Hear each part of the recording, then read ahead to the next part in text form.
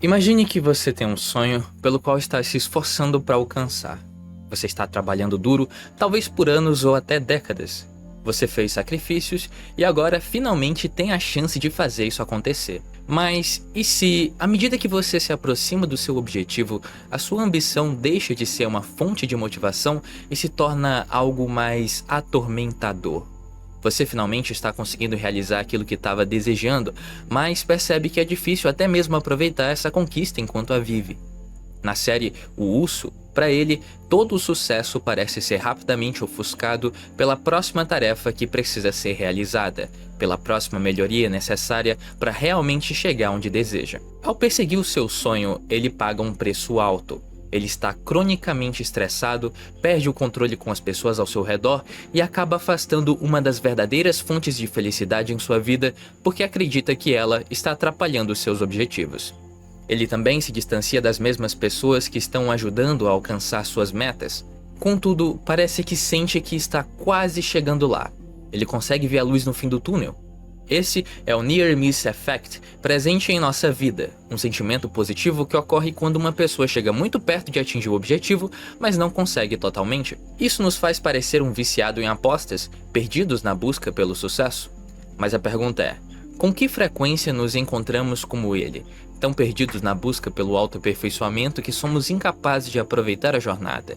Ou então, dedicamos tanto tempo a alcançar um objetivo que não conseguimos mais aproveitar nenhuma outra parte da nossa vida. Essa obra reflete a vida real, pois no nosso panorama temos esse mito de que precisamos ser completamente obcecados pelo que fazemos para ter sucesso, o que de certa forma é verdade. Muitas pessoas têm sucesso por meio de trabalho árduo e às vezes anos de sofrimento, sacrificando o agora pelo amanhã. Porém, essa mensagem passada de geração em geração, seja obcecado pelo trabalho, tem lá as suas consequências negativas. Hoje vemos diversas pessoas insatisfeitas e até se sentindo humilhadas pelo fato de, aparentemente, não serem ou não se sentirem tão produtivas quanto deveriam ser. O próprio YouTube está lotado de vídeos com maneiras de otimizar o seu tempo de inatividade, até mesmo o tempo de relaxar, desligar a mente é visto como valioso, porém a importância dada a esse descanso não é a folga em si, mas sim porque descansado você consegue fazer tarefas importantes. Ou seja, até o descanso é visto como produtividade. E nas redes sociais, somos alimentados com um fluxo constante de dicas sobre como ser melhor, como estar mais em forma, parecer mais bonito, ganhar mais dinheiro, e a lista continua, e mesmo que o conteúdo não esteja dizendo explicitamente o que há de errado conosco e como ser melhor, ele está sim mostrando um fluxo constante de pessoas que parecem estar vivendo vidas melhores. Essas mensagens propagadas de geração em geração têm um fundo de verdade. Entretanto, até que ponto elas são verdadeiras? Até que ponto você deveria se sacrificar para conseguir o sucesso que tanto almeja? Por sorte, os filmes são excelentes histórias repletas de exemplos sobre o tema da ambição e a obsessão pelo sucesso a todo custo. Como em O Conde de Monte Cristo, quando Villefort ajuda a incriminar Edmond Dantes por traição, pois não queria que seu pai fosse exposto como bonapartista, o que mancharia sua carreira, o que faz o antagonista até mesmo organizar o assassinato de seu pai. Essa mesma ambição e até mesmo o assassinato de parentes ocorre em Gladiador. Marco Aurélio quer fazer do general Máximo seu herdeiro especificamente porque Máximo não tem nenhuma ambição de ser imperador e Marco quer que Roma se torne uma república novamente. Comodo, no entanto, tem grande ambição de ser um imperador sábio e justo. Quando ele descobre que a posição está prestes a ser arrancada dele, ele assassina seu próprio pai, mostrando que a ambição não era a única desqualificação de Comodo. Entretanto, embora essas ambições ruins sejam sempre retratadas em personagens coadjuvantes nesses filmes, exaltando a figura do protagonista como alguém menos ativo dentro dos acontecimentos da história, existem também filmes que abordam a ambição dos personagens principais. O mais recente exemplo disso é Oppenheimer, um homem assombrado pelas conquistas de sua ambição. Também temos O Lobo de Wall Street, que mostra uma sociedade que recompensa os ambiciosos, mesmo que isso signifique mentir, trapacear ou roubar para alcançar o sucesso, o que, com toda certeza, é um excelente reflexo da nossa atual sociedade. Entretanto, esses são apenas alguns exemplos em um mar de histórias que celebram personagens ambiciosos ou alertam sobre as armadilhas da ambição. E faz todo sentido que esse seja um tema recorrente. A tensão entre o que desejamos na vida e o que precisamos sacrificar para alcançar esses objetivos é um conflito central em nossa vida. Portanto, é natural que sejamos atraídos por grandes retratos cinematográficos e românticos desse conflito? Por isso, nesse vídeo, vamos abordar sobre a nossa obsessão pelo sucesso, mostrando os dois lados da moeda, o lado saudável e do lado que não é saudável. Porém, eu não gostaria de usar os mesmos exemplos que todas as outras pessoas utilizam. Veja bem, seria bem interessante falar de Whip Splash, Cisne Negro, La La Land, Babylon, O Urso e tantos outros filmes e obras. Entretanto, além da falta de novidade, eu teria o trabalho de analisar uma série de obras para trazer os dois lados da moeda dessa obsessão pelo sucesso. Entretanto, existe uma obra que aborda os dois lados em um único filme, e eu não escolhi ela apenas pela sua facilidade, mas pelo que ela tem de diferente em relação a esses outros filmes. Essa diferença é o fato desse filme ser real. Eu tô falando, obviamente, de Guerra de Ferro. Durante a noite, uma multidão dos anos 50 de alguns milhares de pessoas ruge com força enquanto o abominável e gigantesco homem esmurra o seu oponente. Ele grunhe furiosamente para a multidão e levanta sua enorme e poderosa mão direita, formando uma garra rígida com os dedos. Finalmente, ele encaixa os dedos na cabeça de seu inimigo cambaleante e, com um aperto agonizante, o oponente cai gritando de dor. Essa é a vitória de Fritz von Erich, um grande lutador obcecado por vencer. Após a luta, ele se encontra com sua família e seus muitos filhos, e os leva até o estacionamento enquanto conversam. No meio do caminho, sua mulher, Doris, nota que existe um carro muito bonito segurando a sua casa, que é um home trailer. O que aquilo está fazendo ali? Ela pergunta, do qual seu marido responde que a partir daquele momento ele precisaria começar a agir como um campeão e para isso nada melhor do que se presentear como um campeão. Já dentro do carro e olhando para seus filhos, ele lhes dá um importante conselho que vai reverberar por toda a sua vida. Eles precisam vencer, não importa o custo. Um dos temas mais prevalentes nessa obra é a dedicação autodestrutiva, especificamente a dedicação autodestrutiva a um sonho. Essa autodestruição se origina no topo da árvore genealógica da família von Erich, com Fritz, o nosso alemão malvado. Fritz colocou a si mesmo e a sua família em uma dívida enorme ao comprar um carro de luxo que ele e sua esposa não podiam pagar, acreditando que isso melhoraria sua imagem e seu status como lutador. Infelizmente, essa dedicação autodestrutiva foi passada para os seus filhos, mas não da forma como você está pensando. O tempo passa e vemos que a ambição de Fritz deu certo até certo ponto, pois agora ele tem uma linda casa e todos os seus filhos estão crescidos. Além disso, agora o velho Fritz tem seu próprio negócio de luta livre. Entretanto, ele não teve a chance de conquistar o seu tão desejado cinturão mundial. Por conta disso, ele deposita essa responsabilidade em seus filhos, que treinam arduamente para serem os melhores lutadores. É aqui onde nós somos apresentados para Kevin, o filho favorito e de todos é o que mais treina e se esforça para continuar o legado da família. E quando digo que ele é o favorito, ele é literalmente isso. Em uma cena de almoço, seu pai revela que existe um sistema de hierarquia na família, onde Kevin atualmente é o primeiro. Ele é o que mais treina e o que mais se dedica, fora que é o irmão mais velho. Isso coloca muito peso em suas costas, pois seu pai, Fritz, realmente leva o esporte muito a sério. Como ele mesmo diz, é o negócio da família. Infelizmente, por se tratar de uma hierarquia do melhor ao pior filho, aqui nos é apresentado a ovelha negra da família, Mike, que parece não ter aptidão nenhuma para esportes, exceto a música. Toda essa hierarquia existe porque Fritz guiava e pressionava os seus filhos para atingirem objetivos que ele não conseguiu alcançar durante a sua vida. Essa questão de viver atrás dos filhos não é tão incomum quanto você poderia pensar. A maioria dos pais deseja que seus filhos tenham vidas excepcionais. Para muitos, isso significa encorajar as crianças a não cometerem os mesmos erros que eles cometeram.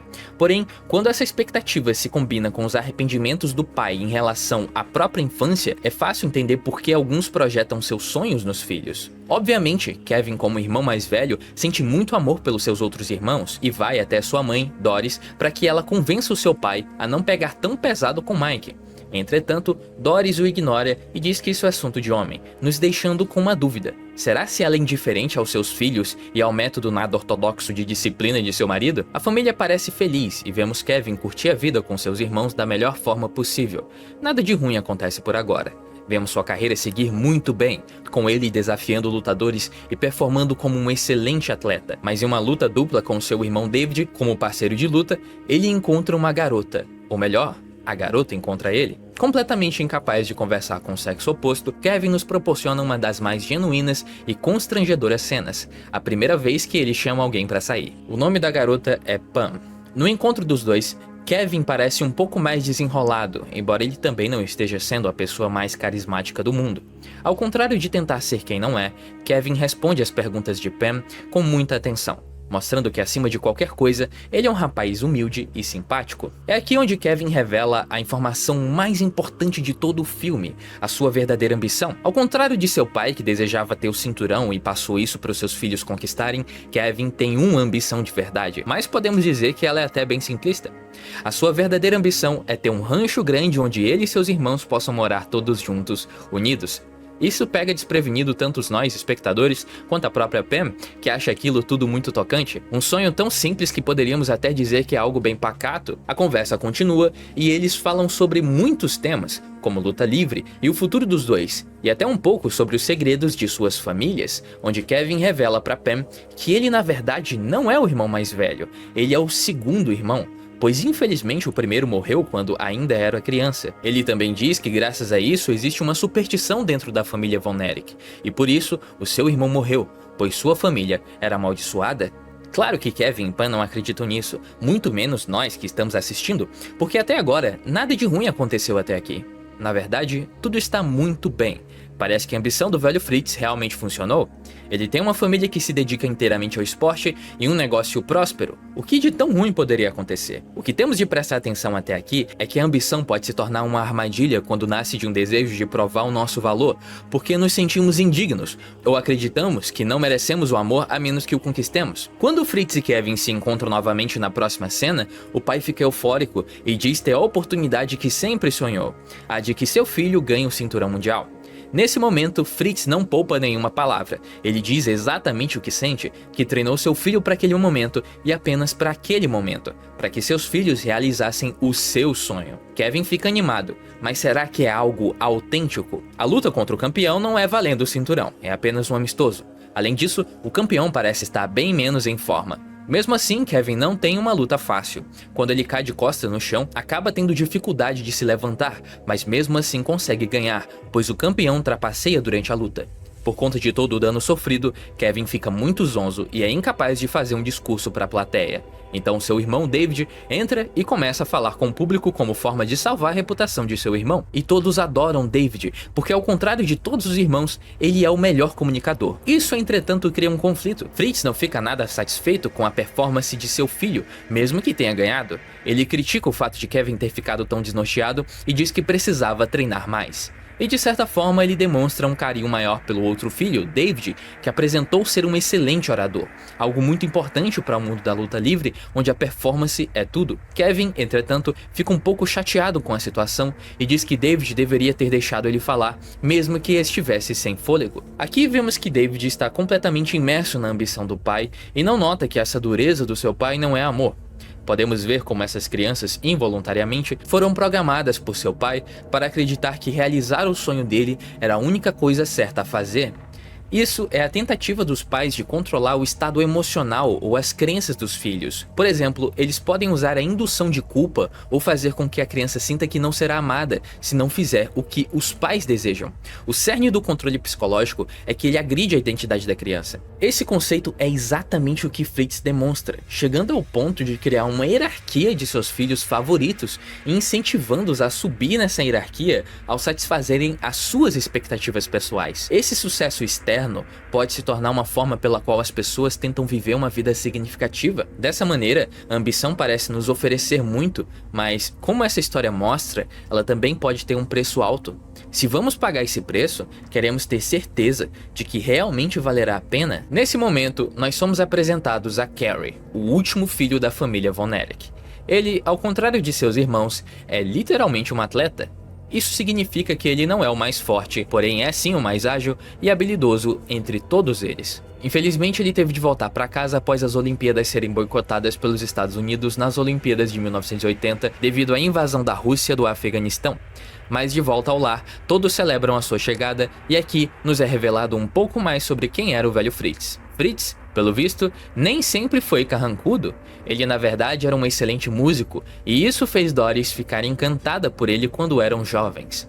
Entretanto, Fritz decidiu não seguir com a carreira, pois achava que não teria sucesso. Deve ser por essa mesma razão que Mike tem talento como músico, e é justamente naquela noite, com a chegada de Carrie, que Mike vai se apresentar em um show. E mais uma vez vemos uma cena dos irmãos se dando bem, e Kevin completamente satisfeito. Depois disso, Carrie, incentivado por Fritz, segue os passos da família, treinando para lutar. Em uma das lutas dos três irmãos juntos, Fritz entra no palco e faz um desafio para o campeão mundial. Porém, ele diz que na verdade quem vai lutar para conseguir o cinturão de peso pesado não é Kevin, o filho mais velho, mas sim David. Claro que aquilo é um choque para todos, porém, ao invés de dar alguma satisfação, Fritz simplesmente olha para Kevin e pergunta se ele tem algum problema com aquilo, do qual Kevin prontamente diz que não e se esforça para sentir orgulho de seu irmão. A partir desse momento, fica evidente que Kevin não é mais o número 1 dentro da hierarquia de seu pai como filho favorito. Ele foi ultrapassado pelas habilidades naturais de seu irmão, que embora nem de longe se esforçasse tanto quanto ele nos treinamentos, tinha uma habilidade nata no ringue e uma comunicação invejável. Isso era muito injusto e com certeza ele ficaria muito mal com isso. Se preparou a vida inteira para aquele momento, porém foi deixado para trás. Entretanto, Kevin tenta não se deixar abalar. Ele continuaria sendo forte e treinando cada vez mais para ter a aprovação de seu pai. O tempo passa e Kevin toca a sua vida. Agora ele vai se casar. Durante o casamento, todos os irmãos se divertem, menos David, que parece estar muito mal, vomitando sangue. Os dois têm uma longa conversa. David, pelo visto, não tinha intenção de roubar o lugar do seu irmão, e na verdade ele nem queria tanto assim lutar por aquele título. Ele só queria deixar o seu pai orgulhoso. Aquela nunca foi a sua ambição. Ele nunca se esforçou tanto quanto seu irmão para conseguir aquele feito e, de certa forma, ele até mesmo sabia que aquela honra deveria ficar para Kevin, não para ele. Kevin até sugere a David que ele não deveria viajar para o Japão, e ambos riem, como se evitar aquela viagem fosse impossível. Tentando aumentar o astral de seu irmão, Kevin revela que a sua esposa, Pam, está grávida, o que deixa todos felizes novamente.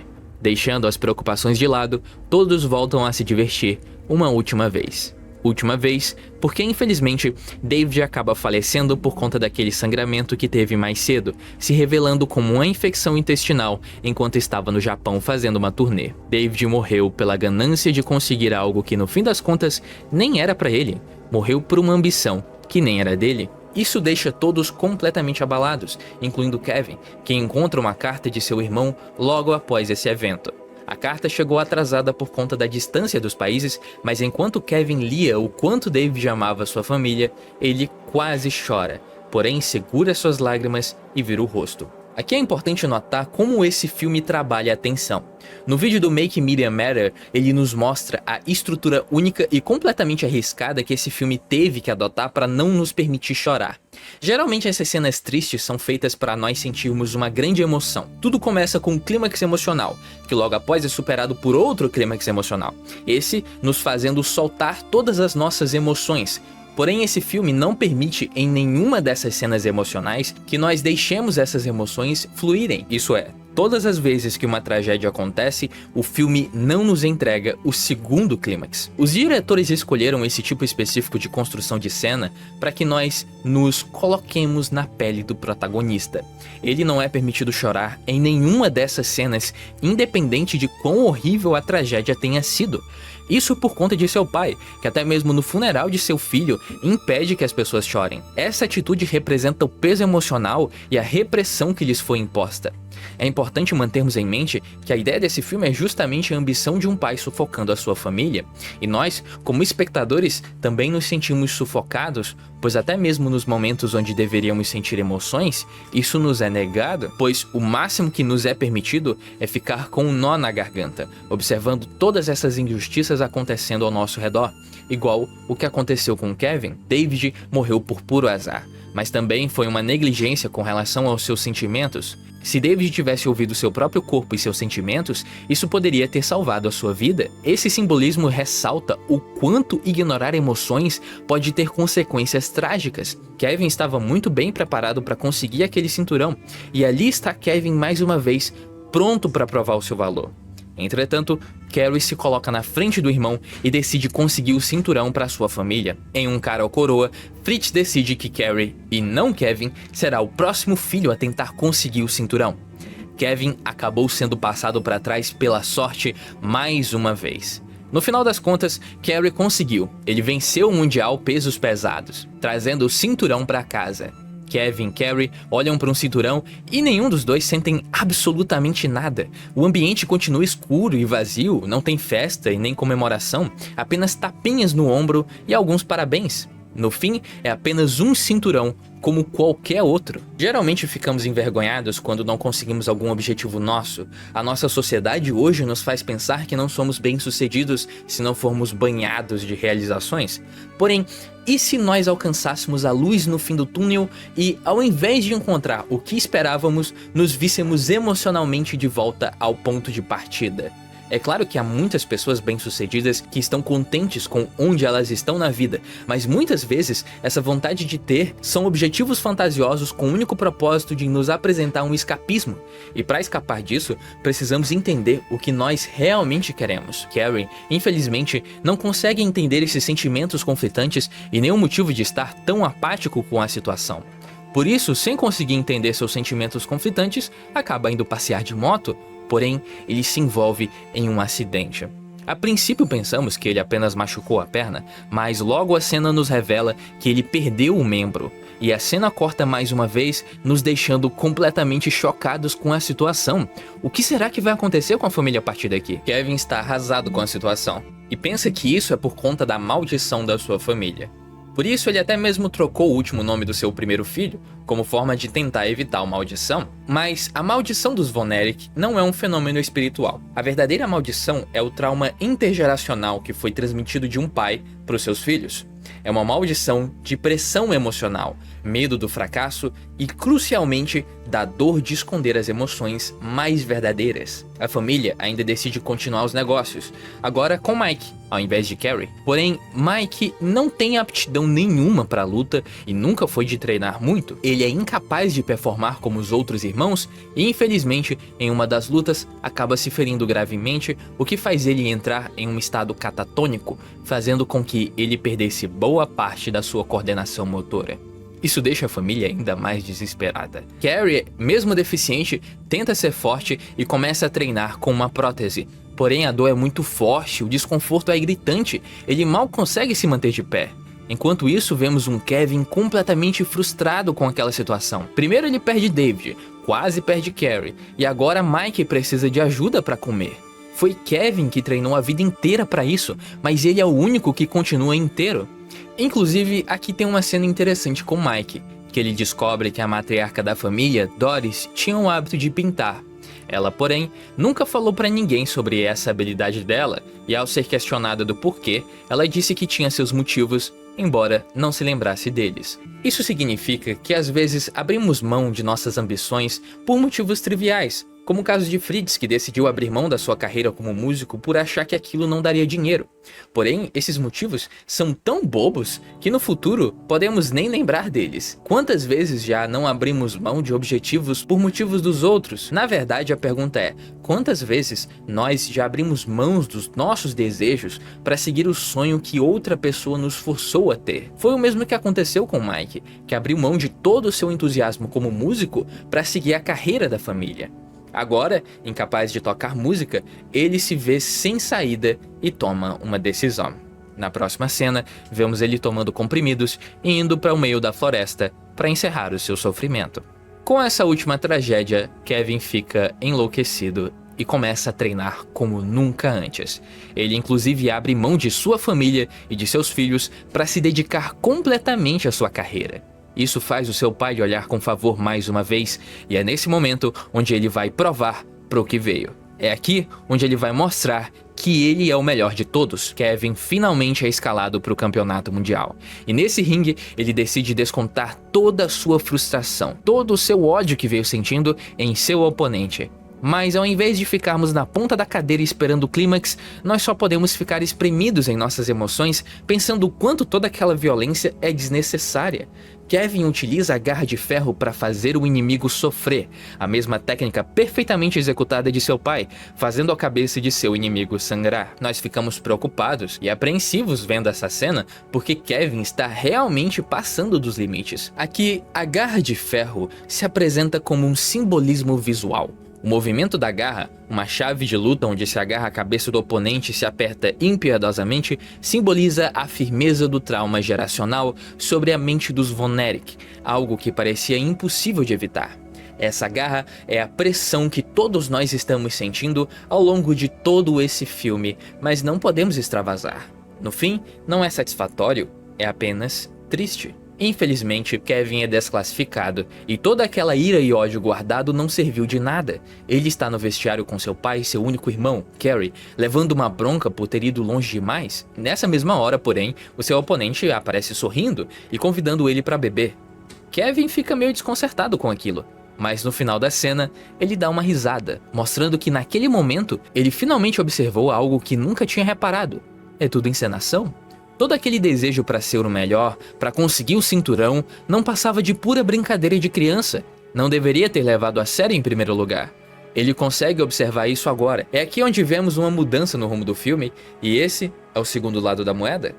Vemos uma mudança imediata em Kevin, que volta para sua esposa, Pam. Agora, ele está completamente presente, se distanciando lentamente do seu pai. Por ser o mais velho, ele herda os negócios do pai, que decide se aposentar.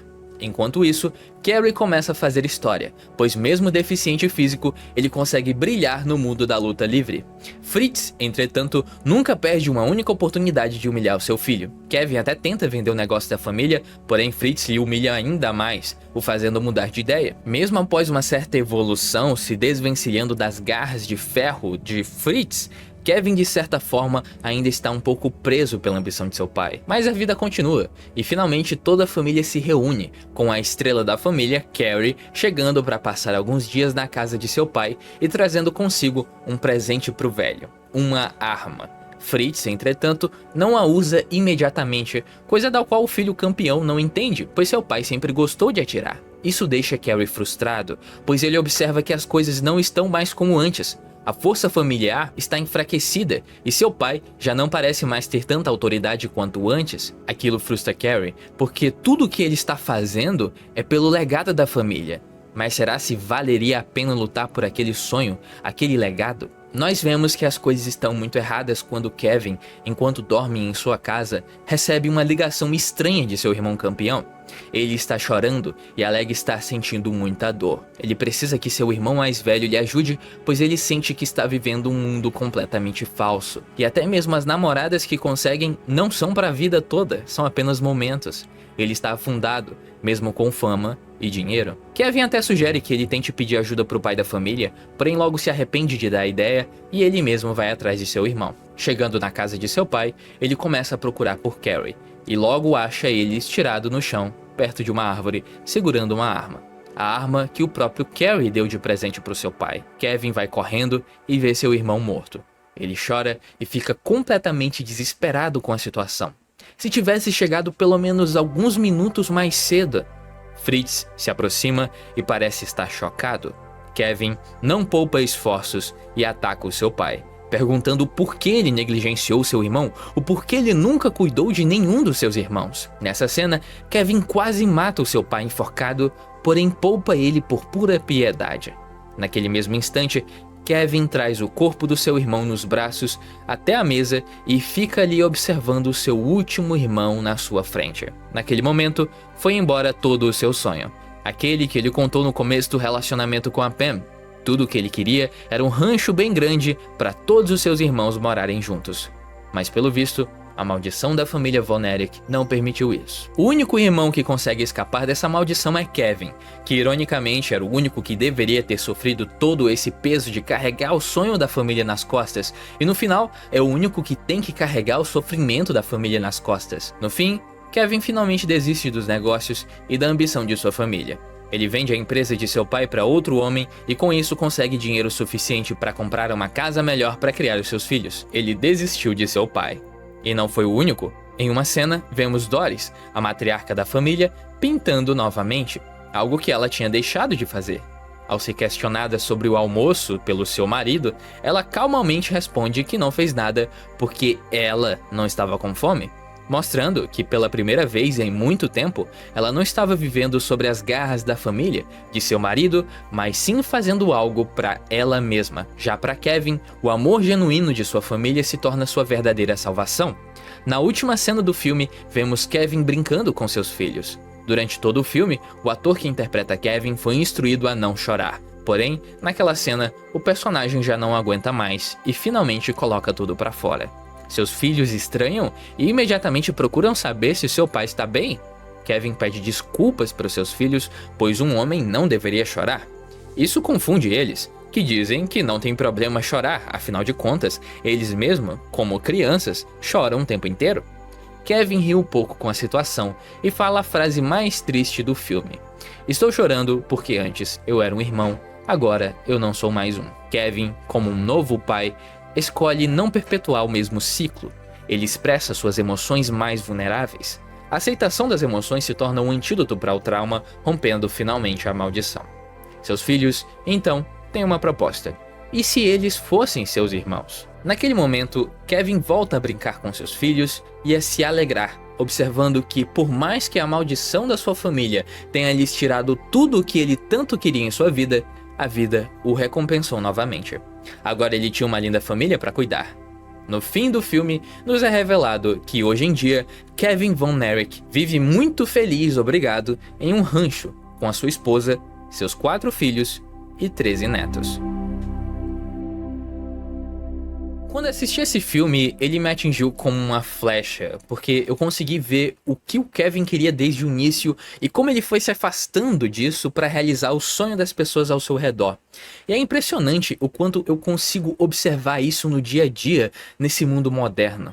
Pessoas escolhendo causas que não são delas e lutando por objetivos que não partiram dela, mas de outra pessoa. Literalmente, se você não recebe essa pressão pela sua família, né, dizendo que você precisa ser médico ou então advogado, você recebe essa pressão por meio da internet, dizendo para você enriquecer, estudar algum tipo de negócio completamente novo ou qualquer tipo de coisa, sei lá. Quer dizer, não existe problema nenhum em seguir os sonhos de outras pessoas, mas a questão é, você realmente gostaria de fazer isso? Acho que é nesse momento que a gente tem que se perguntar, existe uma outra alternativa a não ser essa que eu tô fazendo? Muitas vezes, em nossa busca irracional pela luz no fim do túnel, deixamos de reconhecer os muitos pequenos raios de luz que já passaram por não estarmos presentes no momento. Isso às vezes é falado como atenção plena, uma ideia que foi aplicada, mercantilizada e vendida para nós como uma forma de nos tornarmos focados e mais produtivos. Mas, veja bem, eu não estou dizendo para você começar a meditar ou qualquer coisa do tipo, até porque não acho que isso seja um bom objetivo. Quero dizer que os melhores momentos da nossa vida podem estar exatamente na nossa frente, curtindo com a família, brincando e sendo felizes, ao invés de correr atrás da excelência. Muito obrigado a todos os meus apoiadores aqui do canal. Vocês são incríveis. Se gostam do conteúdo, por favor se tornem apoiadores também. Entra no meu Discord para interagir com a comunidade e também me segue no Instagram para conversar comigo. Eu ainda não posto nada lá, mas vai que eu comece a postar. Feliz Natal antecipado para vocês, inclusive.